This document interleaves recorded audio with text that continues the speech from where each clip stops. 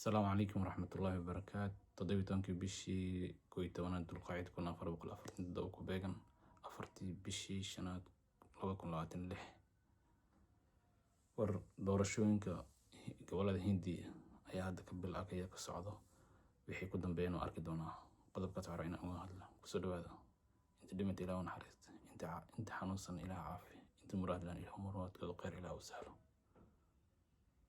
doorashooyinka gobolada Hindiya doorashooyinka muhiim ah ayaa ka dhacay Hindiya waxaana hadda tirinaya codadkaasi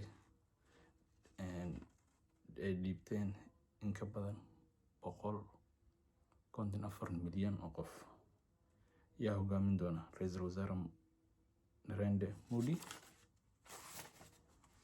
xisbiga Bharatiya Janata Party BJP. maxay muhiim u yihiin doorashooyinkan? Waa imtixaan weyn oo siyaasadeed oo lagu qiimeynayo awoodda Modi.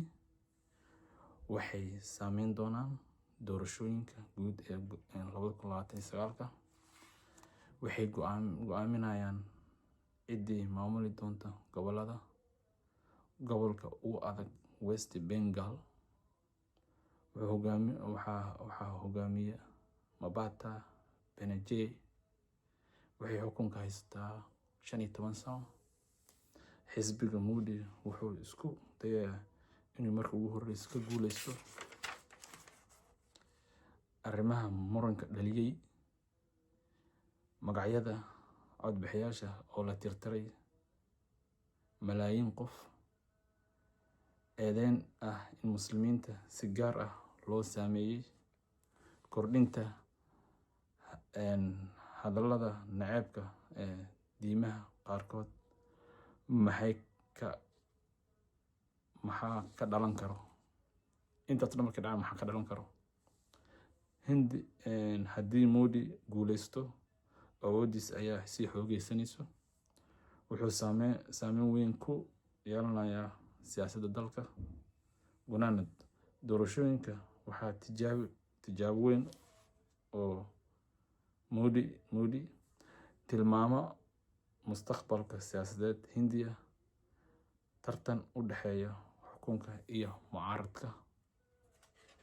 waxaan rabaa inaan qodobka kusoo gabagabeeyo oo na soo gaaray hadda aan ka soo xigtay Al Jazeera asoo qodobka faahfaahsan iyo qodobo kale oo ku saabsan Pakistan iyo Mareykanka iyo Iran, Israa'iil iyo Mareykanka dhinaca, Pakistan dhexdhexaadinaysa iyo Iran oo aydan dhinaca. marka wixii kusoo korfaan qodobada kale waa ila soo xawaadin doonaa qodobkan inaa isoo gaarsiin. Assalaamu calaykum waraxmatullaahi wabarakaatu. 17 bishii 11 dulqaacid 1447 ku beegan afartii bishii shanaad 2026 war doorashooyinka gobolada Hindiya ayaa hadda ka socdo wixii ku dambeeyay oo arki doonaa qodobka hore inaan uga hadlo kusoo dhawaada inta dhimata Ilaahay naxariista inta xanuunsan Ilaahay caafiyo inta muraad lan Ilaahay muraadkooda khayr Ilaahay u sahlo. doorashooyinka gobolada Hindiya doorashooyinka muhiim ah ayaa ka dhacay Hindiya waxaana hadda tirinaya codadkaasi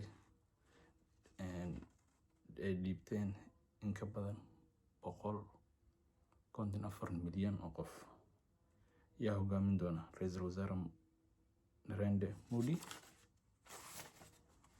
xisbiga Bharatiya Janata Party BJP. maxay muhiim u yihiin doorashooyinkan? Waa imtixaan weyn oo siyaasadeed oo lagu qiimeynayo awoodda Modi. Waxay saameyn doonaan doorashooyinka guud ee 2029. waxay go'aaminayaan ciddii maamuli doonta gobolka ugu adag West Bengal. waxaa hogaamiya Mamata Banerjee. waxay xukunka haystaa 15 sano. xisbiga Modi wuxuu isku dayaa inuu markii ugu horreysay ka guuleysto arrimaha muranka dhaliyay magacyada codbixiyaasha oo la tirtiray malaayiin qof, eedeyn ah in muslimiinta si gaar ah loo saameeyey, kordhinta hadallada naceebka ee diimaha qaarkood,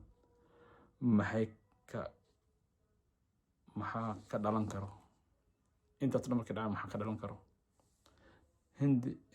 haddii Modi guuleysto, awoodiis ayaa sii xoogeysanayso, wuxuu saameyn weyn ku yeelanayaa siyaasadda dalka.